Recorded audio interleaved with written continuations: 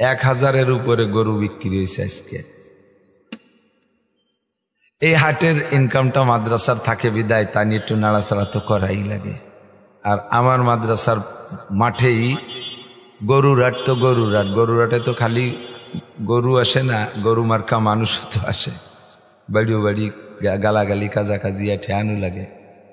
আবার মাদ্রাসার জন্য ছাগল কিনছি 4টা, গরু কিনছি একটা, নিজের জন্য কিনছি একটা, সব নিজে হাতে করে টরিয়ে পরিবেশ মোটামুটি গুছাই গাছায় থুইয়ে আসছি। খাইতেও সময় পাইনি, দিন ভরে দৌড়ে বেড়াইছি, পরিশ্রান্ত ক্লান্ত।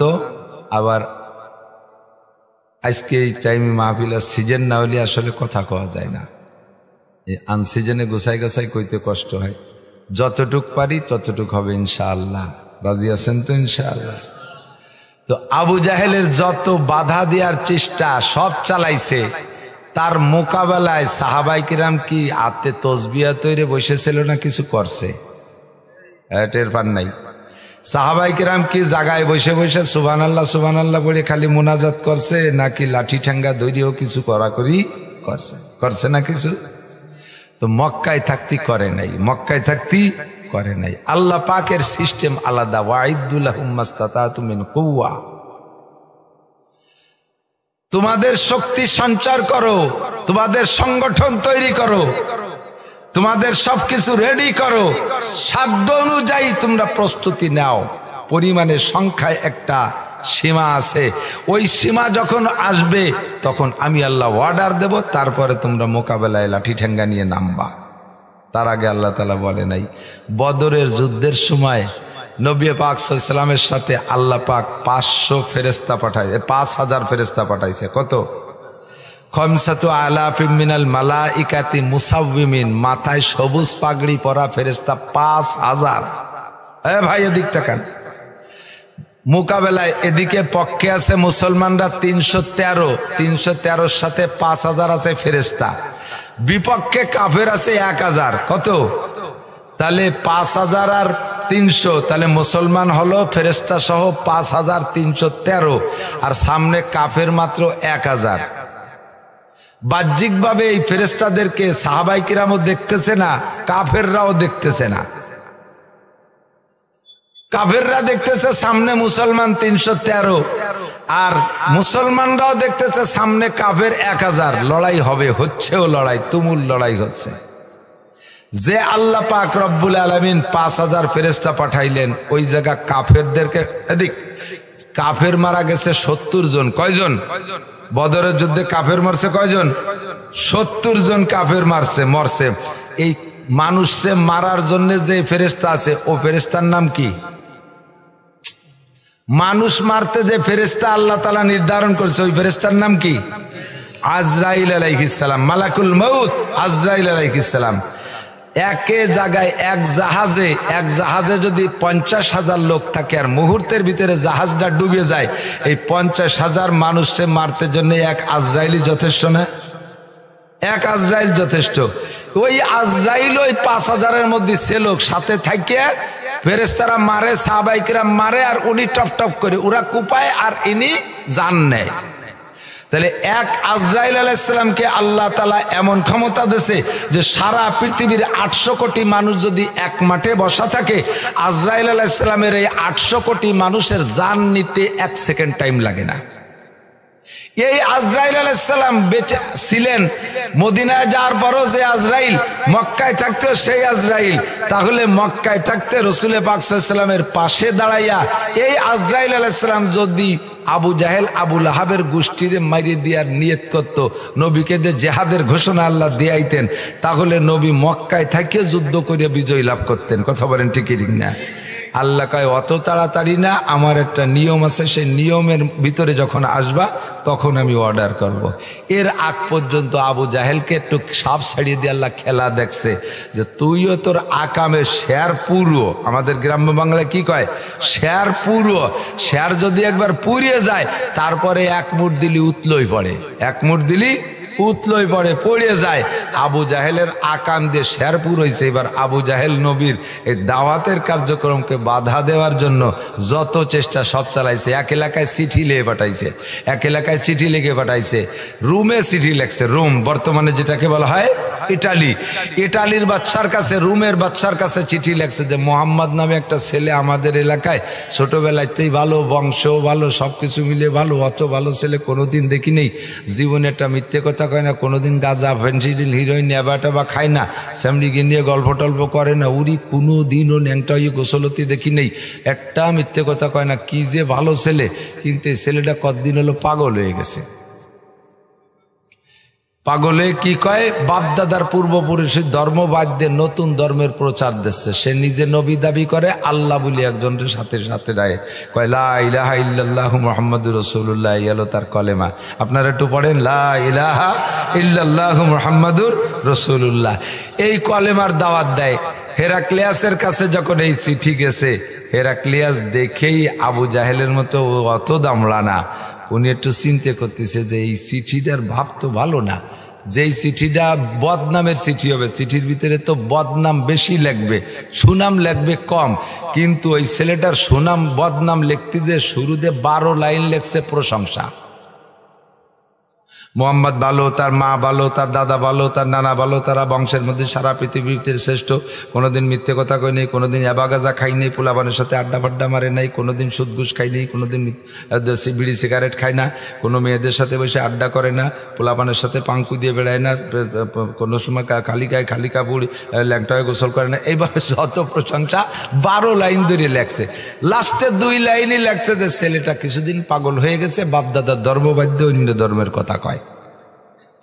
এখন হেরাক্লিয়াস এই চিঠি পড়া মন্ত্রী পরিষদ দায়কে উনি বলতেছেন, পড়ো তো, কে কি পড়ো, কে কি বোঝো। সবাই পড়ে টড়ে কয় যে যত প্রশংসা উপরেই লেখুক না কেন, লাস্টে তো শেষ কথাটাই তো আসল। কাজেই সম্ভবত আবু জাহেল শিক্ষিত মানুষ, উনি ভুল লেখে নাই, এ ছেলেটা খারাপই হবে, এর বিপক্ষে আমাদের অ্যাকশনে যাওয়া উচিত। এবার হেরাক্লিয়াস কয়, মিয়া অত তাড়াতাড়ি রেজাল্ট দাও ক্যা, এই যে ছেলেটার বদনাম লিখতে যাইয়া যার বিপক্ষে লিখবে, বিপক্ষে লিখতে গেলে বদনামই লাগবে বেশি, তার প্রশংসা লাগবে কম। ওই লোকটা ছেলেটা নিশ্চয় প্রশংসিত, তাই আবু জাহেল তার মনের অজান্তে বদনাম লিখতে যে সুনাম লিখে ফেলাইছে বেশি। দৈরেই এই চিঠি অনুযায়ী সিদ্ধান্ত নেওয়া যাবে না, ওই ছেলেটাকে পর্যবেক্ষণ করতে হবে। এই পর্যবেক্ষণের জন্য টিম পাঠাইছে সরকারি, একেবারে বাছাইকৃত জ্ঞানীগুণী বুদ্ধিজীবী, ওরা তো পণ্ডিতের গোষ্ঠী, অনেক আগের থেকে বিজ্ঞানীর গোষ্ঠী, 40 জনের একটা দল পাঠাইছে। তোরা যে দেখিয়ে দি এই সেই মোহাম্মদের অবস্থা কি, সে বলে খালি মারামারি করে, দাঙ্গা হাঙ্গামা করে, মানুষের সাথে বলে সন্ত্রাসী করে, ইত্যাদি ইত্যাদি, সত্যি না মিথ্যে যে দেখিয়ে 40 জনের এই দল আইছে হুজুর আলাইহিস সালামের কাছে দেখতে। টাইম দিয়েছে 3 মাস, যাবি 1 মাস, থাকবি কাছে 1 মাস, 1 মাস না থাকলে 2-1 দিনই মানুষটা চেনা যায় না, আর আসবি 1 মাস, 3 মাস, 3 মাসের মাথায় এই 40 জনের উপস্থিতি চাই। 40 জনরে পাঠাই দিয়ে হেরাক্লিয়াস দলবল নিয়ে অপেক্ষা করতেছে। 3 মাস চলে যায়, 4 মাস চলে যায়, 5 মাস চলে যায়, 6 মাস চলে গেল, একজন 40 জনের কেউ ফিরে যায় নাই। জোরে কোন সুবহানাল্লাহ। এখন এই 40 জন ফিরে যায় নেই তো যায় নেই, দেশে আগুন লেগে গেছে, আন্দোলনের ঝড় উঠে গেছে। হেরাক্লিয়াসের পদত্যাগ চাই, হেরাক্লিয়াস দেশের রাষ্ট্রপ্রধান হওয়ার যোগ্য নয়, ওই দেশের মানুষের কোনো দরদ বোঝে না। আমার দেশের সুসন্তানগুলো, আমার দেশের বাছাই করা সন্তানগুলো বড় বড় অফিসারদেরকে পাঠাইয়া মোহাম্মদের মতো বিশ্ববিখ্যাত সন্ত্রাস, তার আপন চাচা আবু জাহেল, আবুল আহাব, তারা যার বিপক্ষে চিঠি লেগেছে, সেই ছেলেকে দেখা করার জন্য, সেই ছেলের সাথে সাক্ষাতের জন্য, তাকে পর্যবেক্ষণের জন্য আমার দেশের সুসন্তানগুলোকে পাঠাইয়া এই ছেলেদেরকে ফিরে আনে নাই, তাদেরকে মোহাম্মদ ধ্বংস করে দিয়েছে, আমাদের ছেলেদেরকে ফিরেই চাই, এই বলে আন্দোলনের ঝড় উঠছে।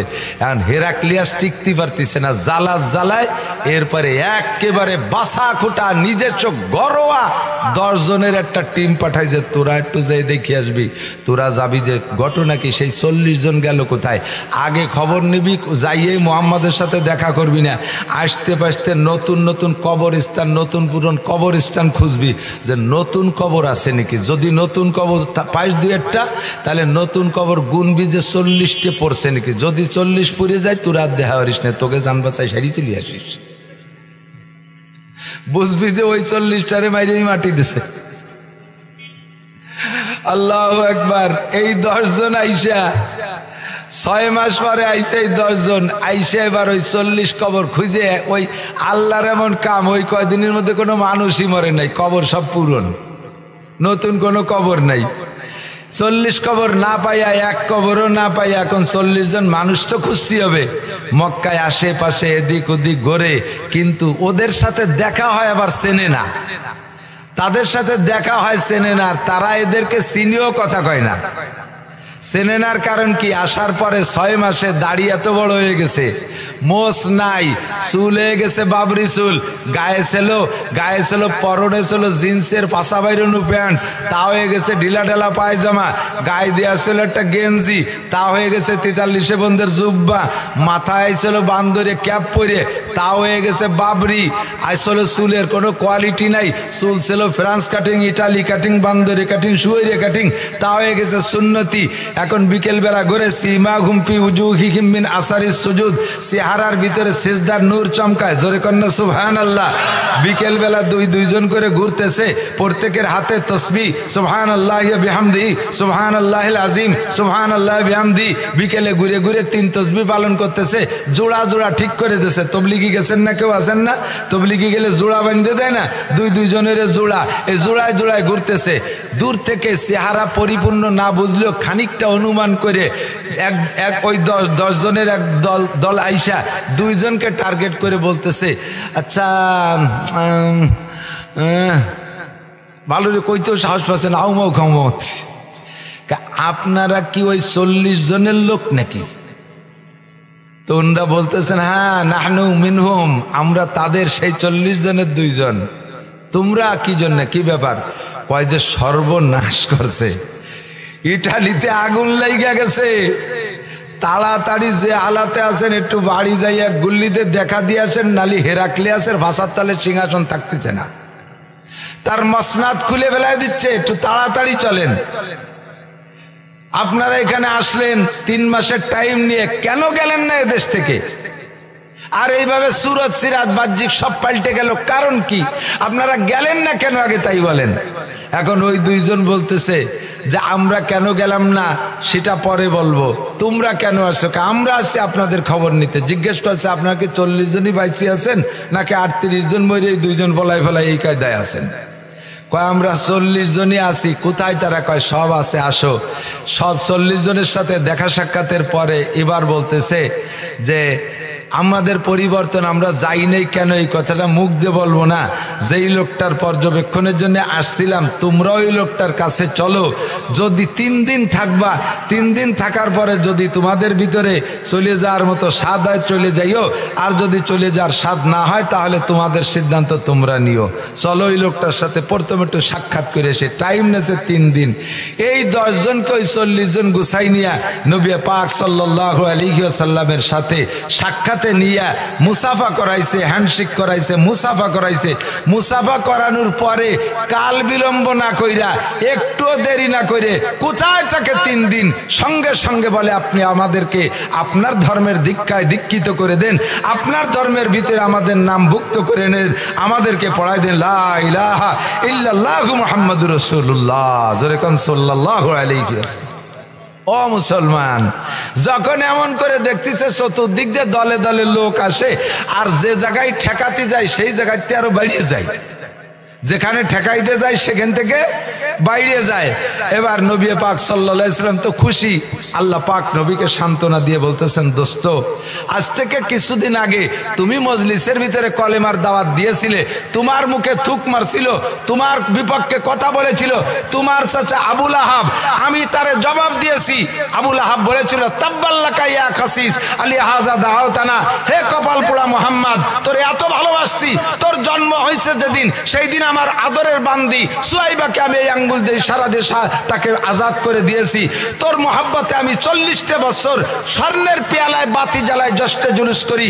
তোর মোহাব্বতে 40টা বছর প্রত্যেক সোমবারে আমি বাতি জ্বালাই, প্রত্যেক সোমবারে আমি তোর জন্মদিবস পালন করি। আজকে আমার বংশের মুখে, আমার বংশকে ধ্বংস করেছিস, আমার ধর্মের মুখে চুনকালি দিছিস, তুই ধ্বংস হয়ে যা। এই বলে আবু লাহাব নবী পাককে গালি দিয়েছিল। সঙ্গে সঙ্গে আল্লাহ নবীর মুখটা চেহারা মলিন হয়ে গেছে, আপন চাচা এত আদরের চাচা আমারে দিল গালি, এর জবাব আমি কি দিতে পারি? আল্লাহ পাক নবী পাকের কাছে আয়াত নাজিল করে দিলেন সূরা লাহাব, তাব্বাত ইয়াদা, পড়েন, তাব্বাত ইয়াদা আবি লাহাবিন ওয়া তাব, মা আগনা আনহু মালুহু ওয়া মা কাসাব, সায়াসলা নারান যাতা লাহাব ওয়া ইমরাতুহু হাম্মালাতাল হাতাব ফি জিদিহা হাবলুম মিন মাসাদ। আল্লাহ বলে মুহাম্মদুর রাসূলুল্লাহ, আবু লাহাব তোমাকে একবার বলেছে তাব্বান লাক, দ্বিতীয়বার বলে নাই, মাত্র অনলি একবার। জোরে বলেন কয়বার? আবু জাহেল নবীকে গালি দিয়েছে হোক, বদদুয়া দিয়েছে হোক, এই শব্দটা জীবনে একবার ব্যবহার করেছে আবু লাহাব, তাব্বাল্লাকা ইয়া খাসিস। আমার আল্লাহ পাক বলেন, হে মুহাম্মদুর রাসূলুল্লাহ, ওর এক গালির বিপক্ষে বিপরীতে প্রতিদানে কিয়ামত পর্যন্ত প্রতিদিন লক্ষ লক্ষ তাব্বাত ইয়াদার সূরা তিলাওয়াত হবে। তাব্বাত ইয়াদার সূরা সারা পৃথিবী ব্যাপী লক্ষ লক্ষ বার তিলাওয়াত হবে।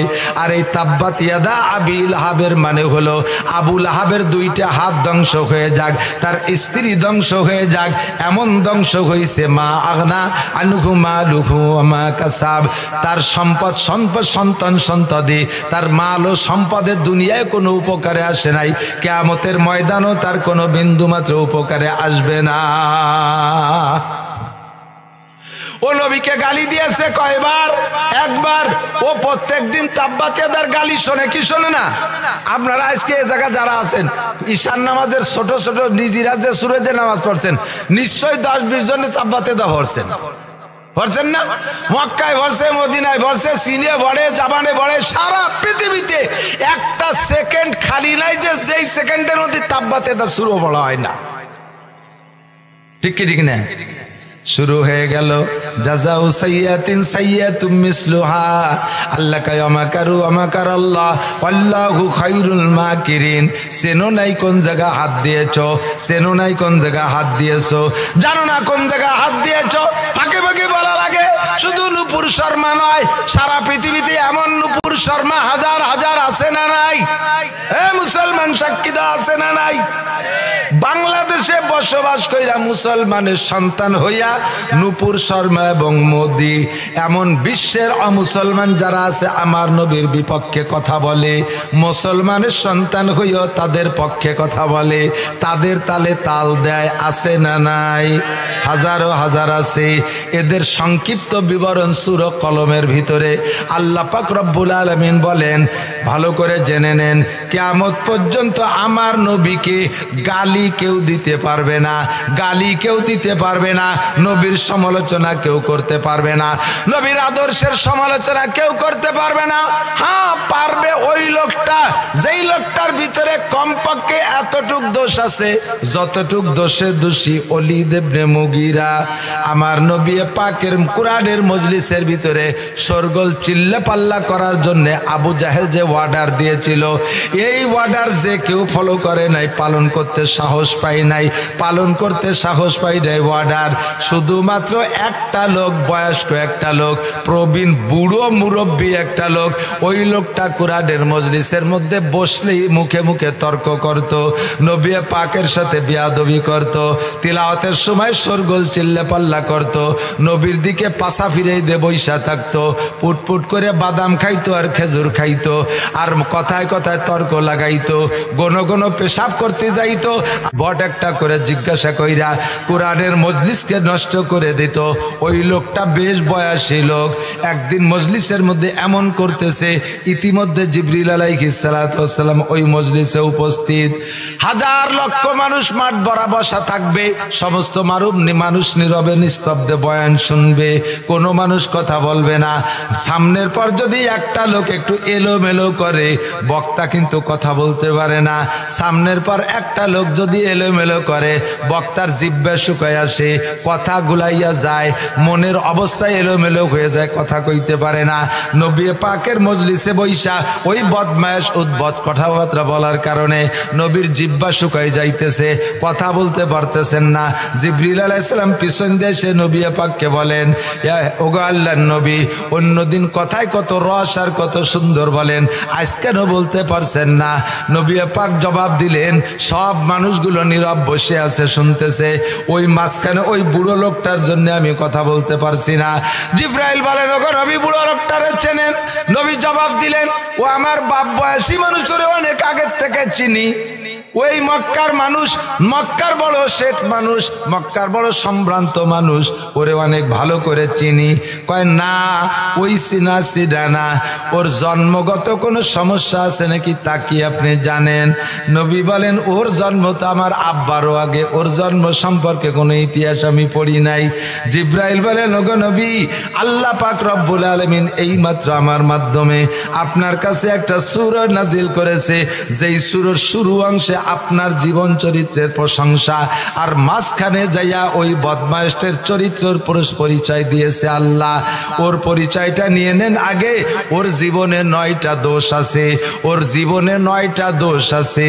ওই 9টা দোষের মধ্যে অন্যতম দোষ হলো ওতুল্লিম বাদা যালিকা জানিম, ওতুল্লিম বাদা যালিকা জানিম।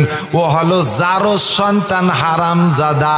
গোপালগঞ্জের ফরিদপুরে আলফাডাঙ্গার বাংলায় জারির বাচ্চা, ওইটা জারো সন্তান হারাম জাদা, ওর জন্মের ঠিক নাই।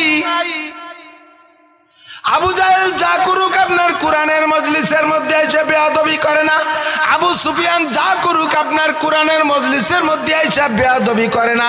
যা করে আড়ালে করে, কিন্তু ওই বেয়াদব, বুড়ো বেয়াদব, ও কোরআনের মজলিসের মধ্যে বৈশা বেয়াদবি করে। এর কারণ হলো ওর জন্মের মধ্যে ঠিক নাই, ওইটা হলো হারাম জাদা জারো সন্তান।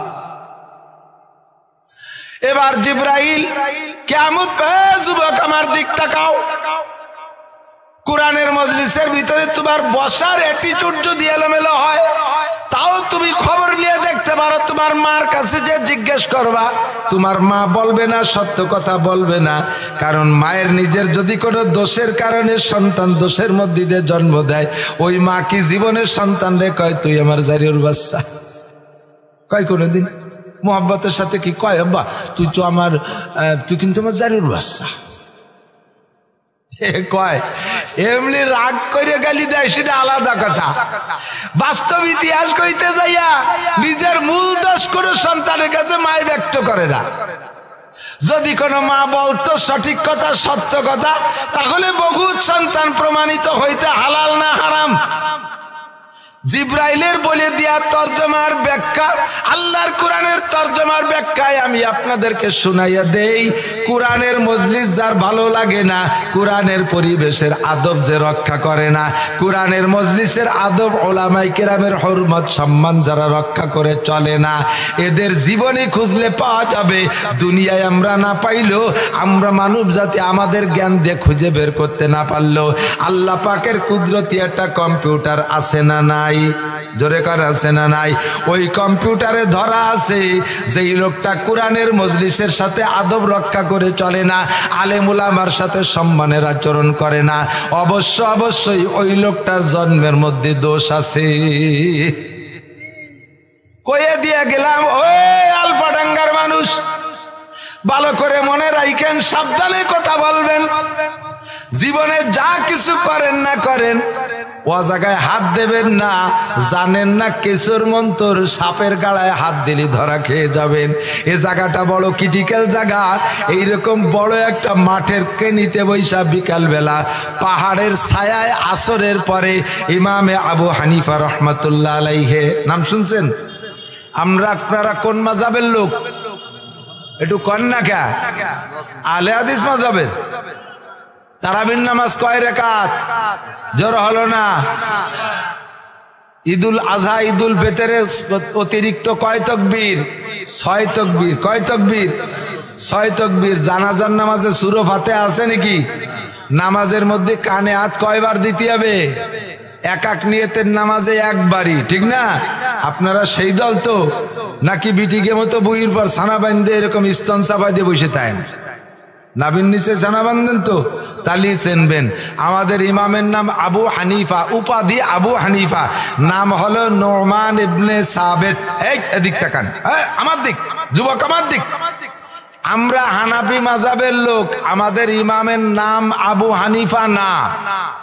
ইমাম সাহেবের নাম, বড় হুজুরির নাম হলো নোমান ইবনে সাবেত। বলেন নোমান ইবনে সাবেত, নাম হলো নোমান, বাপের নাম সাবেত, উনার মায়ের নাম হানিফা। আর আবু মানে বাপ, এই বাপ আবু মানে বাপ, সেই হিসেবে বলা হয় আবু হানিফা মানে হানিফার বাপ।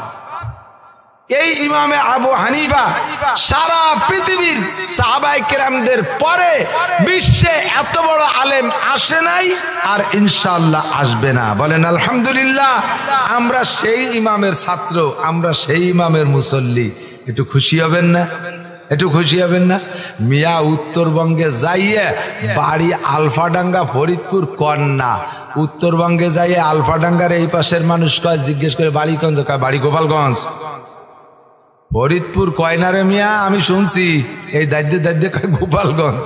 কারণ যারা আপাতত বর্তমানে গোপালগঞ্জে একটু ভাব ভালো প্রধানমন্ত্রী আছে, এই জন্য আশপাশের দুই মোল্লা রাইটেরাও কয় বাড়ি গোপালগঞ্জ, কালিয়ে বাড়ি তাও কয় বাড়ি গোপালগঞ্জ, এই লোহাগাড়াওয়ালারা কয় বাড়ি গোপালগঞ্জ। দূরে গেলি তাহলে প্রধানমন্ত্রীরটা আকর্ষণীয়, আর সেই প্রভাবে যদি একটুক বলা যায়, ইমামে আবু হানিফা রহমাতুল্লাহ আলাইহি, আমাদের প্রধানমন্ত্রীও হানাফি, প্রেসিডেন্টও আবু হানিফার ভক্ত, বঙ্গবন্ধু আবু হানিফার ভক্ত, জিয়াউর রহমান আবু হানিফার ভক্ত, প্রেসিডেন্ট ইরশাদ আবু হানিফার ভক্ত, সারা পৃথিবীর মুসলমান নেতারা সব আবু হানিফার ভক্ত।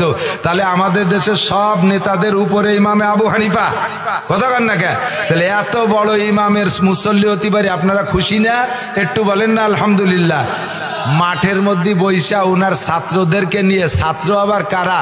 ওই মক্তবের নুরানি মক্তবের কুটি কাটা পোলাপান না, ইমাম মোহাম্মদ রহমতুল্লাহ আলাইহি, ইমামে আবু ইউসুফ, ইমামে জুফার, এইরকম বড় বড় বাগা বাগা ইমামরা উনার ছাত্র, তাদেরকে নিয়ে বৈশা বিকেলবেলা আরো উলামায়ে কেরাম আছে, মসলা মাসাইলের মজলিসে আলোচনা করতেছে। পোলাপানে ওই মাঠেরই পাশে ফুটবল খেলতেছে, ওই ফুটবল খেলার ভিতর দিয়ে একটা বল লাথি মারছে, যাইয়া ওই উলামায়ে কেরামদের মজলিসের মাঝখানে যে পড়ছে বলটা। এখন বল মাঝে পড়ে হুজুরিতে হুজুর, হুজুরিতে হুজুর, গাইগুতো খাইয়ে মাঝখানে বল দাঁড়ায় রয়েছে, কোনো দিক বারোই নেই। এখন এই বল না আনলি তো বাকি বিকেলে খেলা মিস। কে যাবে বল আনতি? অত বড় হুজুরকে মধ্যে পোলাপানে এক নজর দেখিয়া সবাই লজ্জাতে ফিরে ফিরে চলে গেছে। একটা ছেলে দূরিতে কয়, বল নিয়ে আসিস দেখা, কয় হুজুরকে মধ্যে বল আনতে যাতে সাহস পাচ্ছি না, কয় দাঁড়া আমি নিয়ে আসতেছি। কোনো কথা নাই, যাইয়ে সালাম দিয়ে ভিতরে টপ করে বলটা নিয়ে হেঁটে চলে গেছে। বেয়াদবির কি আছে? তাদের খেলার বল, পোলাপান মানুষ সাহস করে যে ভিতরে বলটা নিয়ে চলে গেছে। বেরোয় যাওয়ার পরে ইমামে আবু হানিফা বলতেছে, তোমরা এই ছেলেটারে কেউ চেনো? কয় না হুজুর চিনি না। কয় যে খবর নিয়ে দেখো, ওই ছেলেটার জন্মের মধ্যে দোষ আছে,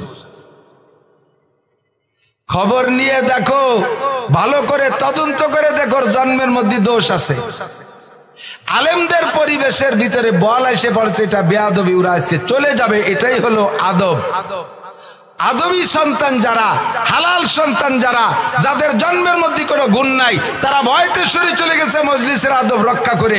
নিশ্চয় ওর জন্মের মধ্যে ত্রুটি আছে, নইলে ওর ভিতরে এত বড় বাহাদুরি, এত বড় বেয়াদবি সাহস হইতো না যে আলেমদের মজলিসের ভিতরে কথাবার্তা না কয়ে বলটা টান দিয়ে নিয়ে চলে গেছে। পরে খবর নিয়ে দেখা গেল সত্যি তার জন্মের মধ্যে ঝামেলা আছে, জন্মের মধ্যে ঝামেলা আছে। আমরা বাংলাদেশের পক্ষ থেকে, আমরা বৃহত্তর ফরিদপুরের পক্ষ থেকে মাননীয় সরকার মহোদয়ের কাছে বলবো, আপনাদের সংসদীয় সংবিধানে আপনারা আইন করেছেন বাংলাদেশ ধর্মনিরপেক্ষ দেশ, আমরা মেনে নিছি। ধর্মনিরপেক্ষর তর্জমা আপনারা যা দিয়েছেন, আর তাতে আমরা বেশি একটা বিরোধিতা করি না। তার মানে হলো এদেশে হিন্দু বসবাস করবে, বুদ্ধ করবে, খ্রিস্টান করবে, মুসলমান বসবাস করবে, প্রত্যেকের ধর্মীয় অনুভূতিতে যার যার কায়দায় ইবাদত বন্দেগী করবে, একদল আর এক দলের ধর্মীয় অনুভূতিতে আঘাত করবে না। এর নাম দেশের ধর্ম নিরপেক্ষ। ঠিক আছে, থ্যাংক ইউ, ধন্যবাদ। তবে এই 4 দলের বেশি পঞ্চম কোন ধর্ম বাংলাদেশে চলবে? চলবে? মুসলমান বাংলাদেশের মৌলিক দল, এরা বাংলাদেশের বাড়িওয়ালা, বাকি 3 দল মেহমান। বাকি 3 দল হিন্দু মেহমান, বুদ্ধ মেহমান, খ্রিস্টান মেহমান, মুসলমান এদেশের জাতীয় ভিটের মালিক। তবে সাবধান, মেহমানরা যেন এবার বাড়তি বাড়তি বাড়িওয়ালাকে দাওয়া দিও না, বাড়িওয়ালাকে যেন তাড়াই দেওয়ার চেষ্টা করো না, তাহলে কিন্তু বাড়িওয়ালারা আর গিলাসের পানি খাওয়াবে না, দস্তারখান টেবিলি দিয়ে খানা খাওয়াবে না, বাড়িওয়ালারা হাত বগলে থেকে বসে থাকবে না, শেষে কিন্তু ঝামেলা বেঁধে দেবে। কথা বলতে কি না, সরকারের কাছে দাবি করব মেহমানদেরকে যত্ন করার দরকার বাড়িওয়ালাদের চাইতে বেশি। ঠিক আছে, তাদের মন্দির পাহারা দেবেন, তাদের মন্দির ভাঙ্গে চলে গেলে সেখানে পয়সা দেবেন, তাদের পুজো উপলক্ষে দেবেন।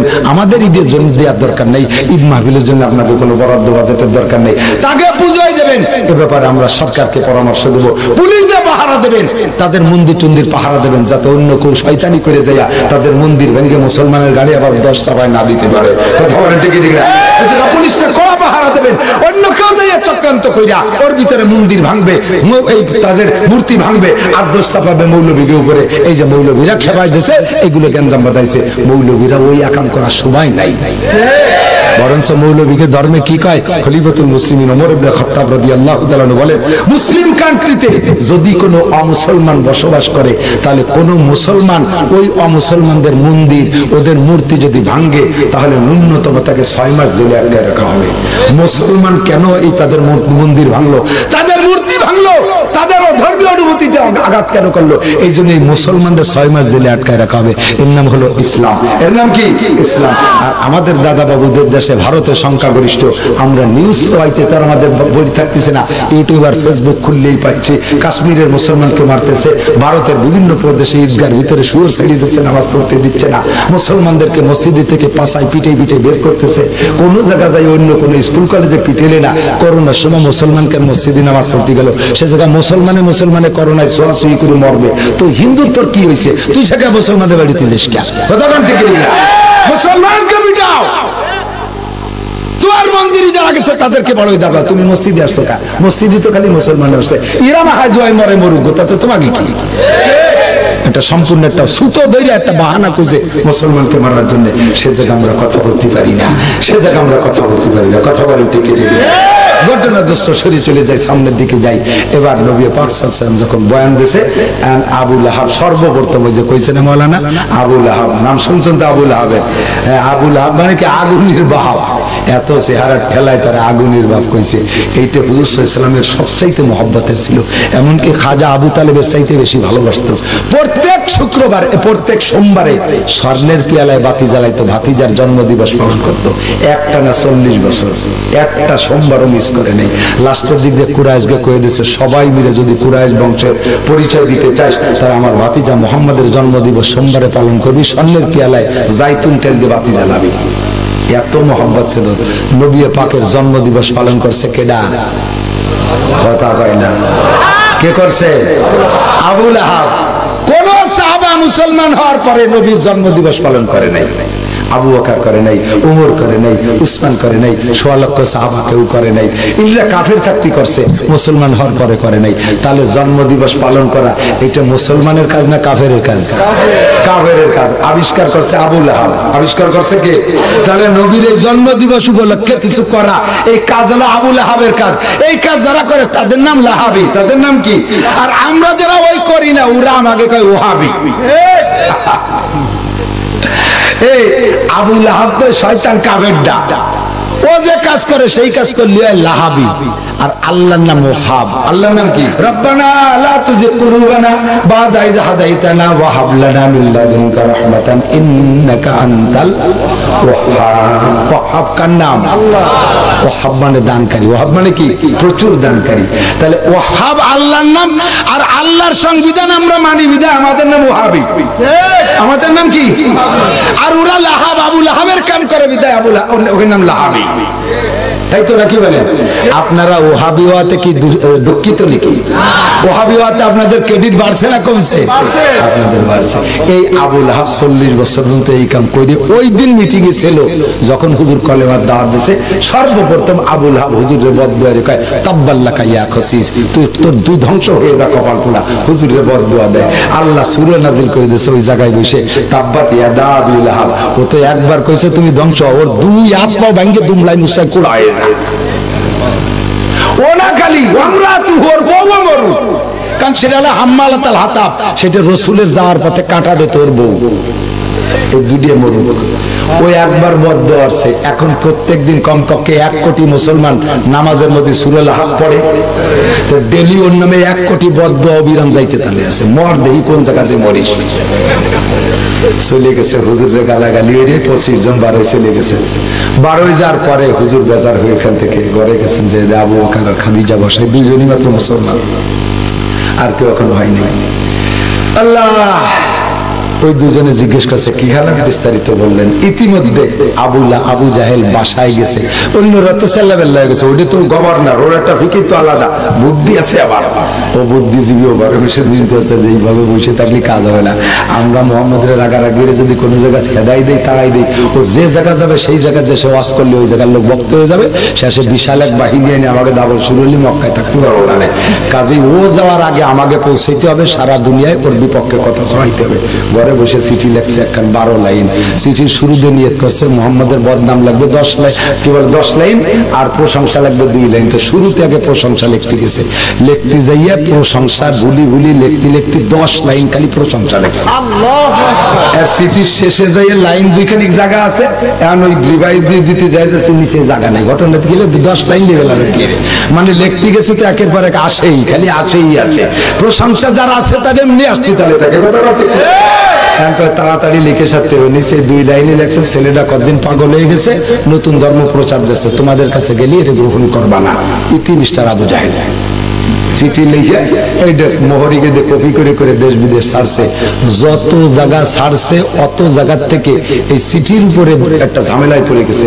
কারণ চিঠির নিচেই কয় যে এই লোকটা আবু জাহেল, আবুল হেকাম গভর্নর, এই মুহাম্মাদের বিপক্ষের লোক, কিন্তু বিপক্ষে যাইয়ে তো প্রশংসা এত লিখতে পারে না। যদি লাইনের বিবেচনা করা লাগে তাহলে সংখ্যাগরিষ্ঠতার রায় হয়, সংখ্যাগরিষ্ঠতার জয় হয়। তাহলে লাইন 10টায় প্রশংসা, 2 বদনাম, তাহলে 10 লাইনে যেহেতু প্রশংসা, তাহলে লোকটা ভালো। আবার শেষে যাইয়ে যে বদনাম লেখলো, এই জায়গায় যত চাকরি যায়, সব রাজারা বাচ্চারা চিন্তে ঘুরে গেলেন। তাহলে কি করা যায়, আগে থেকে সিদ্ধান্ত নিয়ে যাবে না, লোক পাঠানো, লোক দেখতে। প্রথম একটা দল পাঠাইছে দেখতে, সে দল ফিরে যায়নি। কন্যা সুবহানাল্লাহ, ফিরে যায়নি মানে মরিয়ে গেছে তাই নাকি? ওই না এসে কলেমা পড়ে মুসলমান হয়ে গেছে। আর ওরা যখন যাই নাই ফিরে, দেশের সাধারণ পাবলিক রাজার বিপক্ষে আন্দোলন শুরু করছে। আমাদের দেশে বাছাইকৃত সন্তানগুলোকে তুমি মুহাম্মাদের মতো বিশ্ব সন্তান, যার গোষ্ঠীর লোকে তার নামে এত বড় কিছু লিখে দিছে, সেই মুহাম্মাদের কাছে পাঠাই আমাদের দামি দামি অফিসার গুলোকে শেষ করছো, তুমি আমাদের সন্তানকে ফিরিয়ে এনে দাও। এই নিয়ে দেশের ভিতরে আন্দোলন শুরু হয়ে গেছে। ফিরে সেকেন্ড টিম পাঠাইছে ওই সমস্ত আগের লোকগুলোকে পরিদর্শনের জন্য, পর্যবেক্ষণের জন্য। আগে পরে যারা আসছে এদেরকে আবার শিখিয়ে দিয়েছে যে যাইয়েই তোরা মুহাম্মাদের সাথে দেখা করবি না, আগে আশেপাশের কবরস্থান খুঁজবি যে নতুন কবর আছে নাকি। যদি এই যে নতুন কবর আছে তাহলে বুঝে গুনবি যে কয়টা হলো, আমাকে যে কয়জন আছে সেই কয়টা যদি আছে তাহলে দেহা না হলে যান বাসায় চলে আসিস। ওরা যাই আশপাশে খবর নিয়েছে, দেখছেন কোন নতুন কবর না, ওই কদিন মানুষ মরে না। আলহামদুলিল্লাহ। আল্লাহ চেরাগে রাখে ইজ্জত বর ফুরুজাত, কাছে কাস্তার জানাদ রে সজব সুজাত। ধর্মের যেই বাতি আল্লাহ জ্বালায় ওই বাতি কেউ নিভাইতে পারে না। ওই পরে টিম এসে দেখে যে আগের কয়জনের চেহারা পাল্টে গেছে। সীমা হুমপি উজুহিহিম মিন আসারিস সুজুদ, চেহারার মধ্যে নূর চমকায়, এত বড় বড় দাড়ি। আইছিল দাড়ি চাচা মোটা, আইসে হয়ে গেছে ছবি সাপ। আইছিল বান্দরে চুল নিয়ে, মাথায় সুন্নতি টুপি পাগড়ি, মাথায় বাবরি চুল। আইছিল আদা ল্যাংটা প্যান্ট পরে টাইট টাইট। আইসে হয়ে গেছে জুব্বা, বড় বড় পায়জামা ঢিলে ঢালা। আসছিল হাতে মদের বোতল নিয়ে, এখান থেকে হাতে তসবিহ সুবহানাল্লাহ সুবহানাল্লাহ সুবহানাল্লাহ। বিকেলে 2-2 জোড়া জোড়া করে ভয়তে সাহস পেয়ে কথাও করতে পারে না, চিনে উঠতে পারতে না, কারণ সব কিছু পাল্টে গেছে তো চিনতে পারতেছে না। কাছে এসে তোমরা কি সেই কজনের লোক নাকি? কত হাতে তোরা আইসিস? কয়দিন দেশে আগুন জ্বলে গেছে, তাড়াতাড়ি বাড়ি চলো। তোমাকে বউ ছেলেমেয়েরা সে রাজারে নামায় বলতেছে গেটি দেরিয়া। যাও নাই কেন? কয় যে যাই নাই কেন, চল ওই লোকটার কাছে 3 দিন থাকবি, তারপরে যদি মনে চাই যাস নাহলে তাইস। যাই হুজুরের কাছে সাক্ষাৎ করা দিয়েছে, 3 দিন রয়েছে। 3য় দিন সবাই হাত ধরে কলেমা পড়ে মুসলমান হয়ে গেছে। এখন এই আগের কয়জন ওই পরের কয়জন কয় যা তাড়াতাড়ি বাড়ি যে খবর করবে, কয় তুই রাজা আমরা থাকবো। আর যত জায়গায় আবু জাহেল চিঠি লেখছে তত জায়গায় তেরম দলে দলে লোক এসে সব মুসলমান হয়ে যায়। আবু জাহেলকে আল্লাহ কি এতে কি হয়ে গেল। আমি ঠেয়াতে যে দিয়ে সরাই নিয়েছি, অত দূর তো মোহাম্মদ যাইয়ে পারতো না এত তাড়াতাড়ি। আমি তো রাষ্ট্রীয় ভাবে তার দাওয়াত পৌঁছে দিচ্ছি, এখন কি করা যায়? এখন ঠেকানোর জন্য আবু জাহেল চিন্তা করে সিদ্ধান্ত নিয়েছে, আবার ওই 25 জনকে নিয়ে মিটিং হয়েছে, আবার ওই 25 জনকে নিয়ে মিটিং হয়েছে। কি করা যায়? ডাকো মোহাম্মদ রে। ডাকছে মোহাম্মদ রে, ডাইকে বলতেছে বাবা এভাবে একসাথে বসবাস চলে না, তুমিও রাতভর ঘুমোতে পারো না শত্রুর ভয়তে, আমারও তো আমরাও তোমারে কিভাবে মারবো এই পরিকল্পনা করতে করতে দুশ্চিন্তা আমাদেরও ঘুম হচ্ছে না, সব কিছু শেষ হয়ে গেছে বাবা, কাজেই এখন আর ওদিকে দরকার নেই, এখন আমরা মিলেমিশে একটা কাজ করি, একটা চুক্তি হোক। বলো কি চুক্তি? চুক্তিটা হলো তোমার ধর্ম চলবে 6 মাস এদেশে আর আমাকে ধর্ম চলবে 6 মাস। তুমি যে কদিন তোমার ধর্ম যে কদিন চলবে ওই কদিন আমরা সবাই মিলে মসজিদে যে নামাজ কালাম পড়বো, জিকির বিকির করবো, আল্লাহ বিল্লে করবো, আর তোমার অনুযায়ী রাষ্ট্র চলবে। আবার 6 মাস পরে আমরা আমাদের লাত উজ্জা মানাত হবল এগুলো নিয়ে দেশ চলবে, ধর্ম তুমিও এসে আমাকে মূর্তির সামনে সেবা দেবা। এইভাবে আমরা মিলেমিশে চলি, কেমন হয়? হুজুর কয় কি আমি তো একা একা কিছু করতে পারিনি, মায়ান্তিকু আনিল হাওয়া ইন হুয়া ইল্লা ওয়াহয়ুহা। দেখি উপরের থেকে কি অর্ডার আসে আমি সেইভাবে কাজ করব। বলতে বলতে উপরের অর্ডার সাংবাদিক জিবরিল আলাইহিস সালাম চলে আসছে, আইসে কয় হুজুর কানে কানে শিখিয়ে দিয়েছে। হুজুর ঘেমিয়ে গেছে, শুনলি ওরা চেহারা দেখে টের পাইছে জিবরাইল আইছে, হুজুর ঘেমিয়ে গেছে। তখন হুজুর বলতেছেন জিবরাইল কানে কানে সূরা কাফিরুন শুনিয়ে দিয়েছে, এলো সূরা কাফিরুন শানে হুজুর কি শুনাইলো? নবী পাকের জবান দিয়ে জিবরাইল ভিতরে ভিতরে দিচ্ছে আর হুজুর মুখ দিয়ে বলতেছে কুল। হ্যাঁ নবী বলেন। কুল মানে কি? হ্যাঁ নবী বলেন কুল, আপনি বলে দেন। এই কথা বসে ইয়া আইয়ুহাল কাফিরুন। এতদিন কইছে চাচা, এতদিন কইছে দাদা, এতদিন কইছে ভাই, আর আজকে তা কইতে আল্লাহ নিষেধ করছে। কয় আজকে থেকে কই দাও ইয়া আইয়ুহাল কাফিরুন, এ কাফেরের দল, এ কাফেরের বাচ্চা কাফেররা, লা আবুদু মা তাবুদুন। তোরা যে 33 কোটি দেবদেবীর পূজা করিস কোনোদিন করিও নাই, কোনোদিন করিব ওয়ালা আনতুম আবিদুনা মা আবুদ। তোরা আমারে লোভ দিচ্ছিস যে তোরা আমার সাথে আমার আল্লাহর ইবাদত করবি নি, এটা মুনাফিকি, তোরাও সেই জাতের জাত না। তাই ওই ধোকার মধ্যে আমি পড়ব। ওয়ালা আনা আবিদুম মা আবাদতুম, এতদিন করি না সামনেও করব না। ওয়ালা আনতুম আবিদুনা মা আবুদ, তোরা আমার সাথে আমার রবের ইবাদত করবি না, আমি ভালো করে জানি। আল্লাহ শিখিয়ে দিয়েছে, বলে দেন লাকুম দীনুকুম ওয়ালিয়া দীন, তোদের দিন নিয়ে তোরা থাক, আমি একা একা জাফারি দাই করতে থাই। কথা বল ঠিক না? লাকুম দীনুকুম ওয়ালিয়া দীন, তোমাদের ধর্ম নিয়ে তোমরা চলো, আমার ধর্ম নিয়ে আমি চলি, আমার ধর্মের প্রচার আমি করব, তোমাদের ধর্মের প্রচার তোমরা করবা। লাকুম দীনুকুম ওয়ালিয়া দীন। এরপরে আল্লাহ পাক রব্বুল আলামিন এইবার শিখাই দিয়া নবী পাককে মসজিদ থেকে উঠাই নিয়ে আসছে। আসার পরে সাহাবায়ে কেরাম যারা ছিল তাদেরকে নিয়ে বসছে। এবার আল্লাহ পাক রব্বুল আলামিন নবী পাককে বলে, তোমার সাহাবায়ে কেরামকে বলে দাও ওয়ালা তালবিসুল হাক্কা বিল বাতিলি ওয়া তাকতুমুল হাক্কা ওয়া আনতুম তা'লামুন। যখন তোমরা হককে হক বলছো, জোরে বলেন আল্লাহ হক, রাসূল হক, ইসলাম হক, কোরআন হক, হাদিস হক, বলেন বলেন, ফরজ হক, ওয়াজিব হক, সুন্নাত হক, মসজিদ হক, মাদ্রাসা হক, ইসলাম হক, আর বাকি সব বাতিল, সব ধর্মের সবকিছু যুদ্ধ করেন না। কি বলে? আল ইসলাম হকুন ওয়াল কুফরু বাতিলুন। ইসলাম হলো হক, কুফর হলো বাতিল।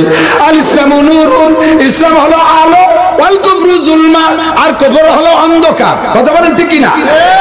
আল্লাহ পাক বলেন লা তালবিসুল হক। যুবক আমার দিক তাকা, বুড়োরা আম্মা বাদ, সব বুড়োরে বাদ দিচ্ছি তা না, কিছু কিছু বুড়ো আছে জায়গায় জায়গায় এমন এমন সভাপতি পাই, সভাপতির স্টেজে দেখলে আমার স্টেজ তুই চলে যেতে মনে চাই, ওয়াজি করতে মনে চাই। সভাপতি মানে কি? পুরো সবার নেতা।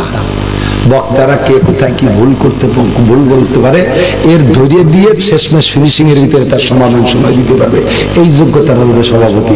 এমন একটা সভাপতি বানাইছে ওর মধ্যে জাল খাও দিলে টালিপ বেরোয় না, ওরা বোবা বানিয়ে বাটাতে একটা বেবার বা বেরোয় না।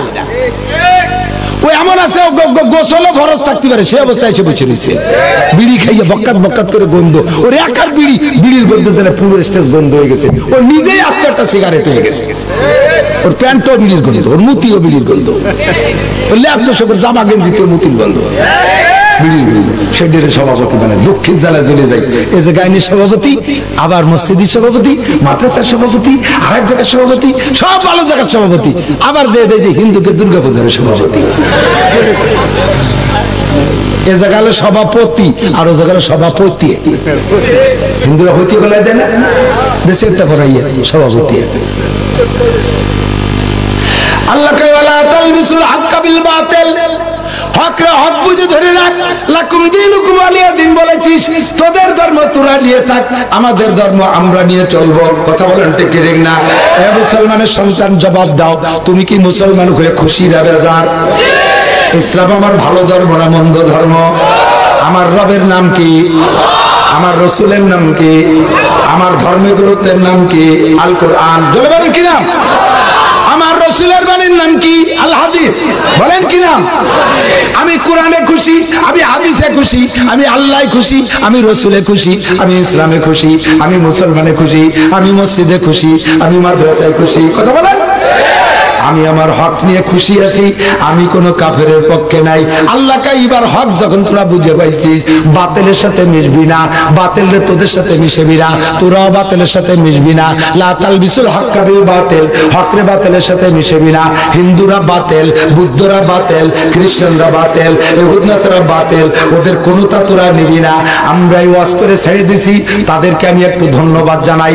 আমাদের এই ওয়াজটা তারা পাই টু পাই ফলো করে।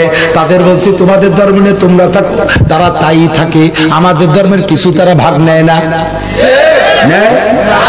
কুরবানির দিন কি ওরা আমাদের কাছে গোশত চাপিয়ে আসে? আসে? কোন মসজিদে কি এ ঘটনা ঘটছে যে আমরা মুসলমানরা মসজিদে জায়গা পাই নেই? মসজিদ হিন্দু ছেলেতে বুড়িয়ে গেছে, হয়েছে নি এরকম ঘটনা? ঈদগাহ এবার জায়গাই পাই নেই, খালি হিন্দুকে জ্বালায়, এরকম ঘটছে নাকি? বিশ্ব ইস্তেমায় অর্ধেক খানিক মাঠ খালি হিন্দু আর হিন্দু, চরমুনায় 3 মাঠের 2 মাটি খালি হিন্দু, জাগাই বললাম না। এ ঘটছে নাকি? বহুত হিন্দু আমার নালিশ করছে, হুজুর আপনাকে মুসলমান ছেলেদেরকে এই পুজোর সময় একটু নিষেধ করেন তো, ওকে জ্বালায় আমরা পুজোই করতে পারি না। এই পরিবারে সে ঘুরিয়ে পড়ে, গুইয়ে মাসি গু কাতি চলে গেছে সেই জায়গা।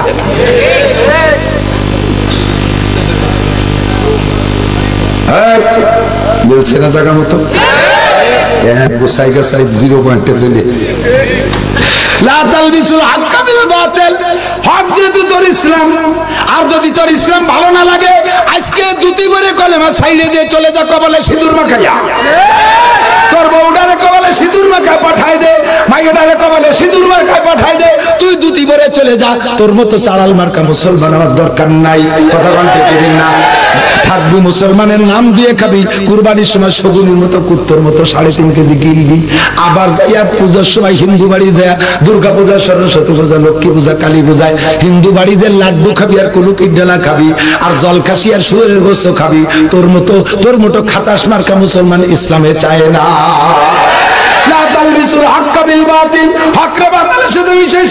তাদের বলেছিল তোদের ধর্ম নিয়ে তোরা থাক, আমাদের ধর্ম নিয়ে আমরা থাকবো। আমাদের টুপি ভালো না মন্দ, আমাদের দাড়ির সাইজ ভালো না মন্দ, আমাদের পোশাকের কোয়ালিটি ভালো না মন্দ, আমাদের পাগড়ির কোয়ালিটি ভালো, আমাদের মেশকের কোয়ালিটি ভালো, আমাদের আদর্শের কোয়ালিটি ভালো, আমাদের সবকিছু ভালো, আমাদের সাক্ষাৎ ভালো। কি দিয়ে সাক্ষাৎ করি? আসসালামু আলাইকুম ওয়া রাহমাতুল্লাহি ওয়া বারাকাতুহু।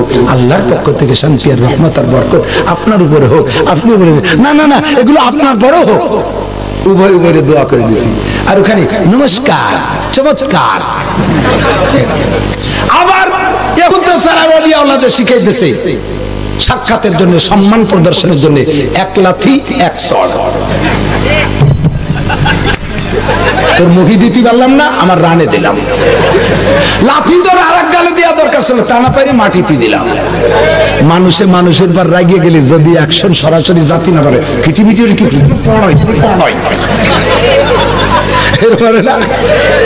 মাটি দিয়ে ক্লিয়ার কথা শেষ।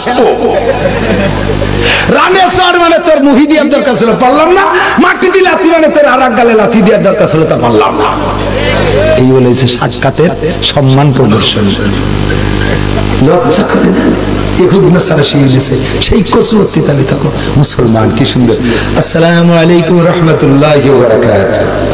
বলেন ওয়ালাইকুম আসসালাম।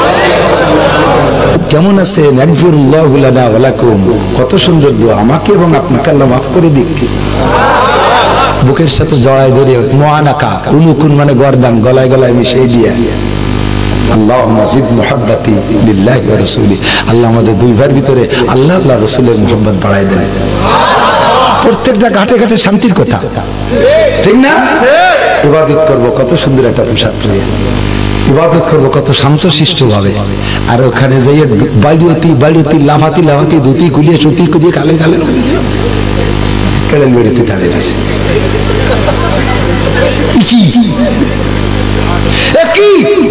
আর তোর সেই জায়গায় যাই আর আড্ডু খায়। আমি মাগুরা সত্যজিৎপুর বাজারে একবার মাহফিল করছি, ওখানে হিন্দুর আড্ডা।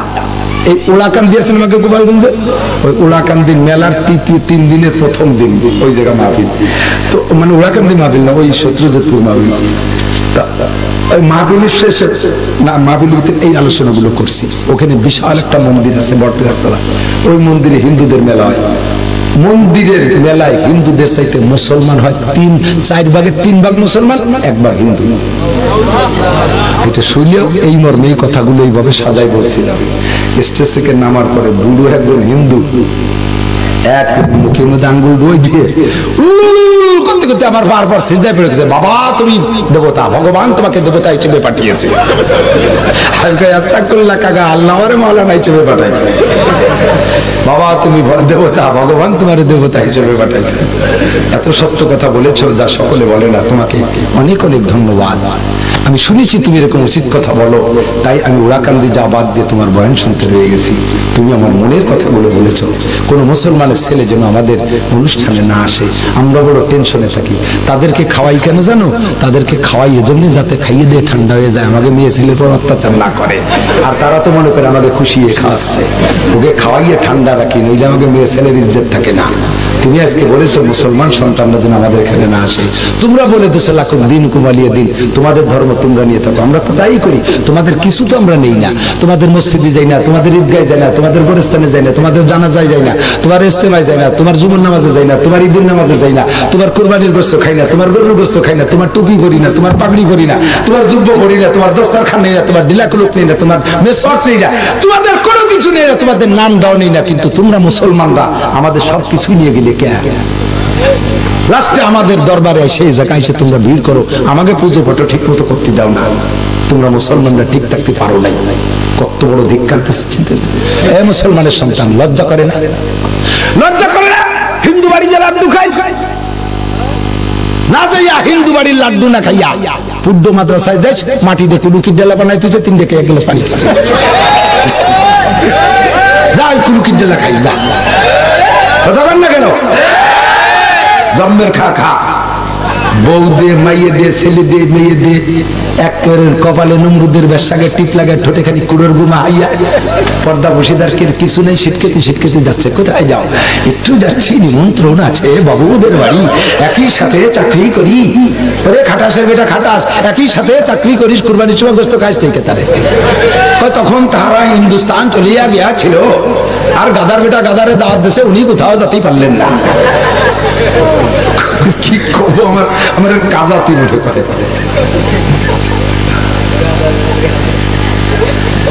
একসাথে চাকরি করিস, তোরে দাওয়াত দিয়েছে, তুই যাইস, তুই দাওয়াত দিলে আসে না কেন? তারে যদি আনতে না পারিস, তুই যাইস কে?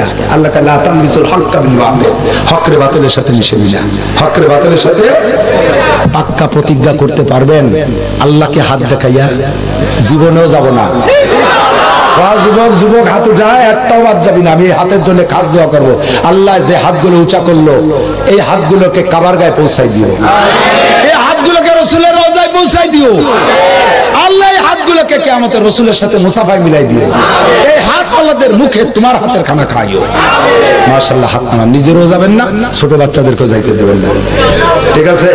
বড় বাচ্চাকেও যাইতে দেবে। যুবকরা স্থানীয়ভাবে যুব সংগঠন করবি যে আমরা মুসলমানরা অমুসলমানদের করবো। ওয়ালা তাআবানু আলাল ইসমি ওয়াল উদওয়ান, আল্লাহ কয় তাআবানু আলাল বিররি ওয়াত তাকওয়া, একে অপরের ভালো কাজে সাহায্য করো, আকামে সাহায্য করো না। ওই জায়গা গেলে একটা আদমশুমারি হতে পারে।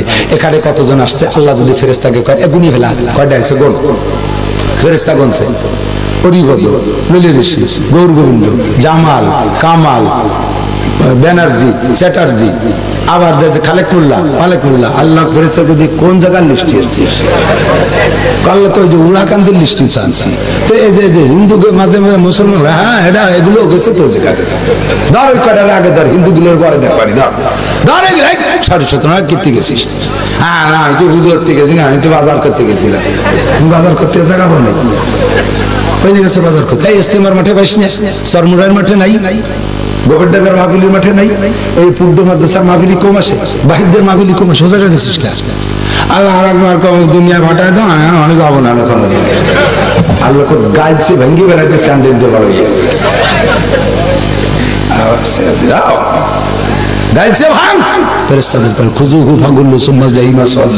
গলার উপরে শিকল দিবি হাঁটুর তল দিবি টাইট করে বাইন্ধে গোল বানায় ফেলবি খালি ক্রিকেটের বটিতে বাইরবি এক এক বাড়িতে ছক্কা 6 নম্বর জাহান্নামে বেলাবে জাহান্নামের মধ্যে বেলা আমি বানাই তো আমার বাংলায় আমি যেভাবে বুঝলি ভালো লাগে তাই করছি সবই কোরআন শরীফের আয়াতের তর্জমা সব কোরআনের আয়াতের তর্জমা হাসি তামাশা উড়ে দিবা ধরা খাবা যেদিন সেদিন বুঝবা প্রত্যেকটা পুজো মণ্ডপ মেলা টেলা যা আছে ওর ভিতরে মদ গাঁজা আবার চলে কি চলে না মেয়েদের উপরে বিভিন্ন প্রকার অন্যায় চলে কি চলে না মেয়েলি অন্যায় আছে না নাই পর্দার কি কোনো বালাই আছে তুমি মুসলমানের সন্তান তোমার মা নামাজি তোমার আব্বা নামাজি তোমাদের বাড়ির কাছে মসজিদ তোমার ভাই বিরাদার আলেম গোষ্ঠীতে কত আলেম তুমি কি করে সেখানে গেলে চাকরি করো চাকরি করো চাকরির জায়গায় চাকরি করো কিন্তু এ জায়গায় চাকরি জন্য তাদের উৎসব তারা করবে আমাদের উৎসব আমরা করবো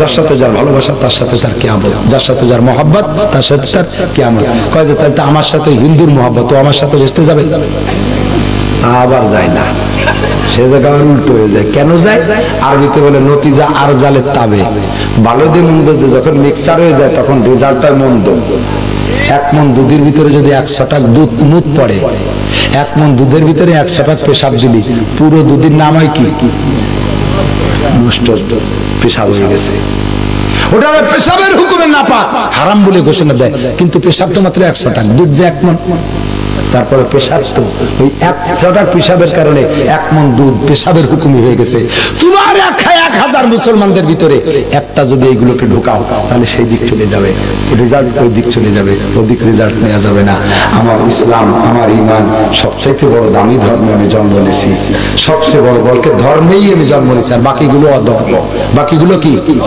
আমি ধর্মে জন্ম নিয়েছি বলেন আলহামদুলিল্লাহ আলহামদুলিল্লাহ তাহলে আল্লাহ যে বলছেন লাকুম দীনুকুম ওয়ালিয়া দিন তাদের ধর্ম তারা নিয়ে থাকুক আমার ধর্ম যদি কে নামের ভিতরে সমস্যা থাকে আমি তো বহুকাল ধরে কই নামের ভিতরে যদি আস্তে আস্তে থাকে হিন্দুদের নাম মুরব্বীরা রাইয়েছে মুসলমানের সন্তানের আছে না নাই রাজি প্রিন্স কলিন্স আছে আছে না এই সমস্ত নামগুলো পাল্টাইয়া ভালো নাম দেবেন অ্যাফিডেভিট করবেন অ্যাফিডেভিট কইরা উকিলদের মাধ্যমে আপনার নাম চেঞ্জ করে নেবেন অমুসলমানদের নাম আপনার থাকতে পারবে না নামটা সুন্দর করেন এই নাম ধরে কিয়ামতে ডাক হবে কোন হিন্দুর মাইয়া কোন হিন্দুর ছেলের নাম মুসলমানদের ছেলে মেয়েদের নাম এগুলো তারা ভাড়া করে নাই একটা হিন্দু মেয়ের নাম আয়েশা ফাতেমা খাদিজা রহিমা মারিয়াম আসিয়া রাখে নাই একটা হিন্দুর ছেলের নাম আব্দুর রহমান আব্দুল খালেক আব্দুল মালিক আব্দুল জব্বার নাই কথা বলেন ঠিক না একটা হিন্দুর ছেলের নাম ওমর উসমান আলী তলহা জুবাইর বিলাল আমার সোহেব নাই কিন্তু হিন্দুর মুসলমানের ছেলের নাম জন্টু পল্টু রুবেল টুয়েল পুয়েল কি কি দিয়ে বানাইছে মনে করো না পিস্তল revolver mobile Thailand handle Mendel কত কিছু রাখছে প্রিন্স কলিন্স জাপান জার্মান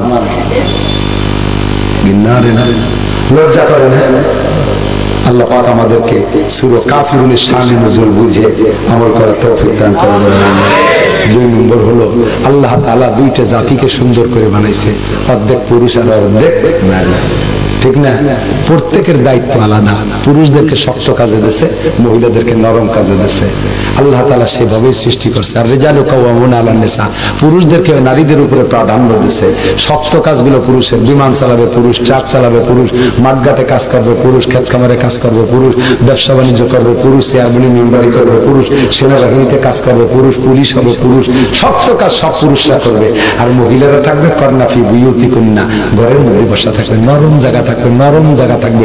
ওরা হরির জাতি, পুরুষরা আনন্দে ব্যবহার করবে এইরকম নরম থাকবে।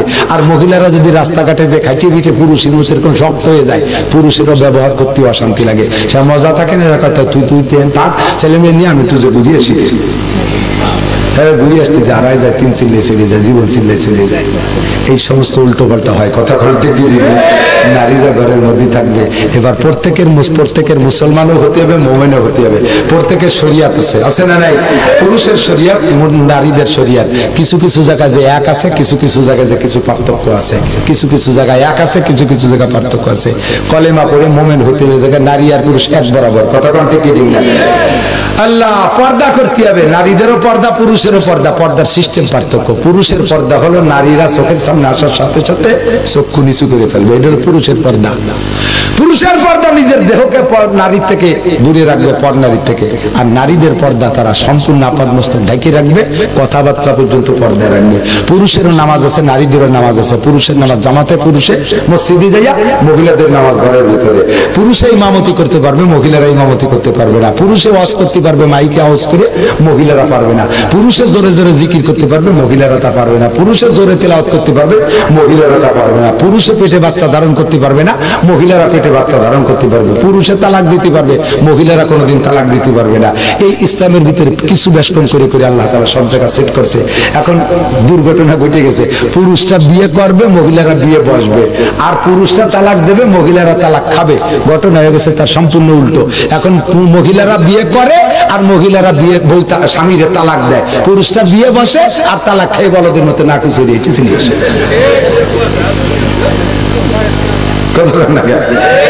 আল্লাহ কয় বিয়ে যে করবে টাকা সে দেবে। আগে পুরুষরা বিয়ে করতো, দিন মোহরের টাকা দিত। এখন মহিলারা বিয়ে করে, টাকা তারা দেয়। টাকার নামে হয়ে গেছে যৌতুক। শুরু হয়ে গেছে আলাদা কৌতুক। ঠিক ঠিক না? এখন মেয়েদেরকে যার যার শরিয়ত তাকে শিখে আমল করতে হবে। যার যার শরিয়ত তার শিখে আমল করতে হবে। আমার শরিয়ত আমি জানি থাকতে পারে, আমার শরিয়ত আমি জানি।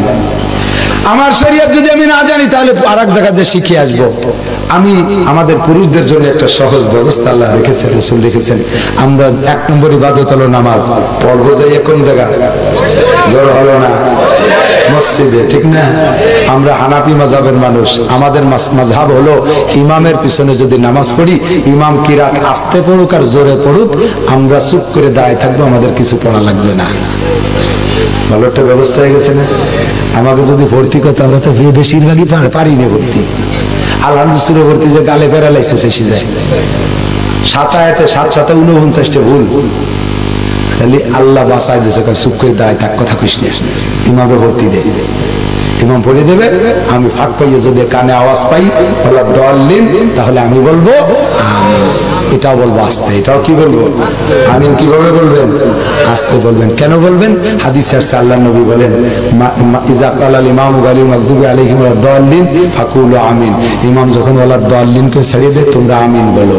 কেন আমিন বলবো? মান ওয়াফাকা তামিনুহু তামিনাল মালায়েকা গুফিরা লাহু মা তাকাদ্দামা মিন যামবিহি। যেই ব্যক্তির আমিন ফেরেশতাদের আমিনের সাথে মিলে যায়, আল্লাহ তাআলা তার গুনাহ মাফ করে দেয়। বোঝেন বোঝেন বোঝেন, এদিক বোঝেন, ঠান্ডা মাথায় বোঝেন, আমার দিক তাকায় বোঝেন। নবী কইছে যার আমিন ফেরেশতার আমিনের সাথে মিলবে, যার আমিন, তাহলে আমার আমিনকে ফেরেশতার আমিনের সাথে মিলাতে হবে, তাই তো? ফেরেশতার আমিনের সাথে মিলানোর 2টা দিক। একটা হলো টাইমের মিল, আর একটা হলো শব্দের মিল। তো টাইমে মিলাইছি, ওয়ালা দাল্লিন যখন কইছে ইমাম সাহেব, ওই সময় ফেরেশতারা আমিন কইছে, আমি ওই সময় কইছি, টাইমের মিল হইছে। এবার ওই সময় ফেরেশতারা কি আমিন জোরে কইছে না আস্তে কইছে? তা আপনি যদি জোরে কন তাহলে কি মিললো? আস্তে করে মিললো, ঠিক কি না? সব দিক দিয়ে মিলে যাবে। ইমাম যদি আমিন আস্তে বলেন, আমিন যদি আস্তে বলি, তাহলে ইমামের সাথে মিলে যাবে, ঠিক কি ঠিক না? আমাকে আল্লাহ তাআলা সুযোগ দিয়েছে, কিন্তু মহিলাদের নামাজ যার যার তার। মহিলারা ইমামতিও করতে পারবে না, মসজিদে যে জামাতে নামাজ পড়তে পারবে না। যার যার নামাজ পড়লে তার কিরাত নিজে পড়া লাগবে না। কাজে মহিলাদের শুদ্ধ করে কোরআন শরীফ পড়া শেখা দরকার আছে না নাই? গ্রাম্য আগে যে মসজিদেরই মক্তব ছিল, ওই যে 5-4 মুষ্টি চাউলে হুজুর, তাদের কাছে পড়ে কোরআন শরীফ শুদ্ধ হয় না। এই মহিলা মাদ্রাসায় আলহামদুলিল্লাহ আমার মেয়েটা এই 12 বছর পার হলো মাত্র, বড় মেয়েটা এবছর হাফেজ হয়ে যাচ্ছে, পরের বছরে হাফেজ হয়ে যাচ্ছে। ছোটটার বয়স 7 বছর ভর্তি হয়েছে, ও 2-3 বছর হলে অতি 10-11 বছর অতি হাফেজ হয়ে যাবে। আর এত ভালো পড়া, ওদের জবান পরিষ্কার, কণ্ঠ চিকুন, পড়লে যে কি মজা লাগে। আপনার মেয়েরা ইংরেজি ABCD পড়ে, এরা উডা সিডা পড়ে, ওতে যে মজা পান আল্লাহর রহমতে মাদ্রাসায় দেন, কোরআন শরীফ পড়লে তার সাথে লাখো কোটি গুণ বেশি মজা পাবেন ইনশাআল্লাহ। ঠিক না? আর মেয়েরা পর্দানসীন হবে, অরিজিনাল বোরকা কাকে বলে তা সে আমল করবে, সহি পর্দা করবে, আদর্শ মা হবে, তার থেকে ভালো সন্তান পয়দা হবে। আমরা মাদ্রাসায় মেয়ে দিতে পারবো না ইনশাআল্লাহ? আল্লাহ যদি মেয়ে দেয় দেবেন না মাদ্রাসায়? আরে ভয় পাওয়ার দরকার নেই, আল্লাহ মাইয়ে দিবে নে, ও নিয়ে চিন্তা করা লাগে না। ছেলে দেয় না না দেয় সেই চিন্তাই বড়, কিন্তু বাইয়ে গুলো দিলে কমপক্ষে মাদ্রাসায় দিলে আরেকটা লাভ আছে, বিয়ে হয় তাড়াতাড়ি। মাদ্রাসায় পড়া মেয়েগুলোর প্রতি ছেলেদের আগ্রহ ভালো, কারণ ওদের সতীত্ব ঠিক আছে বলে একটা বিশ্বাস, ভালো জায়গায় আছে, পর্দার সাথে আছে, দিন শিখছে, এদেরকে বিয়ে করার জন্য ছেলেরাও পাগল। এই জন্য মাদ্রাসায় ভর্তি করলে মাদ্রাসায় পড়া মেয়েদের বিয়ে হয়ে যায় তাড়াতাড়ি। আর একটা বাম্পার এই জায়গা আছে ইনশাআল্লাহ। আর কলেজে পড়াগুলো ভর্তি হয়ে বাইরে পোঁচ হয়ে ভিতরে বিচি শক্ত হয়ে তারপর ওকে বিক্রি হয় না, সিলিপ করে, কদুর ভাষায় নরম কিনে রক দিয়ে চিমটি দিয়ে দেয় না, যেটা সারা শক্ত হয়ে গেছে সেটা স্লিপ করে। কলেজ বিশ্ববিদ্যালয়ে ভর্তি 35 বছর বয়স হয়ে যায়, সে কে কদু বয়স হয়ে গেছে না, বা চিমটি দিলে আঙ্গুল স্লিপ করে। মাদ্রাসায় 14, 15, 16, 18 বছরের ভিতরে আল্লাহর রহমতে বিয়ে হয়ে যায়। কাজে আমার আপনার মেয়েগুলো এদিক দিয়ে একটা আমাদের লাভ হবে, দিন শিখবে, আল্লাহ কবুল করুক না।